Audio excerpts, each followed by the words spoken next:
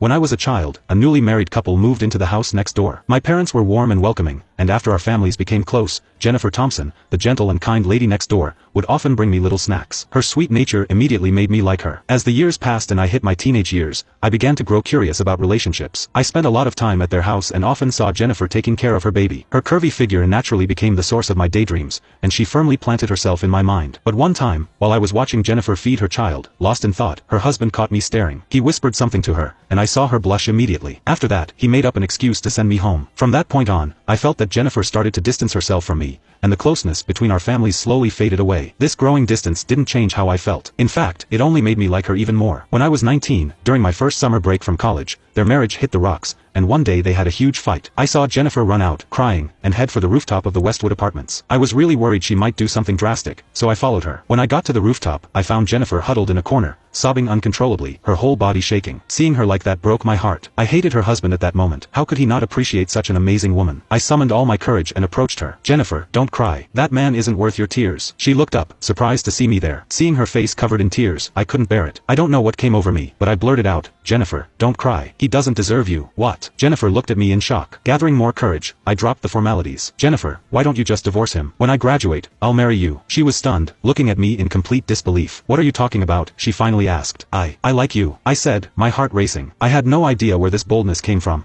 but I'll never forget the look of shock on her face. "You're just a kid. You don't understand anything," Jennifer said as she stood up, trying to leave. But just as she passed by, I grabbed her hand. "Let go," she demanded, her face flushed with embarrassment as she tried to pull away. "What are you doing?" I was so nervous I couldn't think straight. I didn't know why I was being so impulsive, but in that moment, I made a bold decision. I pulled her into a hug and kissed her. That kiss was my first, but it wasn't sweet. Suddenly, Jennifer bit my lip. Ouch. I yelped in pain, immediately letting her go. Before I could say anything else, "You little jerk." Smack. Jennifer slapped me hard across the face and ran off, crying. That slap snapped me back to reality. I was filled with regret, constantly replaying the scene in my head, asking myself, what the hell did I just do? I was terrified she would tell my parents or, worse, her husband. I couldn't go home that night. Instead, I spent the entire night on the rooftop, too scared to face anyone. It wasn't until late that night that my worried parents came looking for me. Jennifer came along with them. "Luke, what's gotten into you?" my mom asked, panicked. "Luke, don't scare us like this. Sure, you didn't get into your dream college, but life is long." They assumed I was upset about not getting into the college I wanted and thought I was in a dark place. Their concern was touching, but all I could think about was Jennifer. I glanced at her from the corner of my eye. When our gazes met, she quickly looked away and left without a word. But I knew she hadn't told anyone about what happened. When I started college, I ended up dating a girl named Amy Summers. She was from the same city as me, and we went to school together. It didn't take long for us to become a couple. For a while, I thought I'd moved on from Jennifer. But when I came home during the summer break, things next door had gotten worse. The fights between Jennifer and her husband were getting louder and more frequent. I could even hear the sounds of things breaking. Suddenly, all the memories of Jennifer came flooding back. I realized I had never truly forgotten her, and every moment we shared was still etched in my mind. At dinner, I casually asked, "What's going on with Mr. and Mrs. Thompson? They seem to be fighting a lot lately." "The 7-year itch, maybe," my dad said with a shrug. "You don't know what you're talking about," my mom chimed in, shaking her head. "It's because he failed at his business." "Business?" I asked. "Yeah, he and a friend tried to start an import-export company, but it went under. They lost everything and now owe tens of thousands." My mom added, "I even saw a realtor showing their house earlier today. They're selling it to pay off the debt." Hearing this, I felt awful. I wanted to help her. That night, I reached out to a friend, and we found summer jobs. My parents were supportive, seeing me so motivated. At the end of the month, I earned my first paycheck, $2,800. Most people would probably use that money to treat themselves or buy something nice. But I stood in front of their house, pacing at the stairs, clutching that money in my hands. When her husband left the house, I knocked on the door. Jennifer answered, looking exhausted. "What's up?" she asked when she saw me standing there. I couldn't help but think back to that night on the rooftop, and my face turned red. I handed her an envelope filled with cash. "Jennifer, I'm sorry for how I acted before. I was immature. I know your family is struggling financially right now. I earned this money working this summer. Please, take it." I stuffed the money into her hands and bolted back to my house. Little did I know that this simple gesture would change everything between us,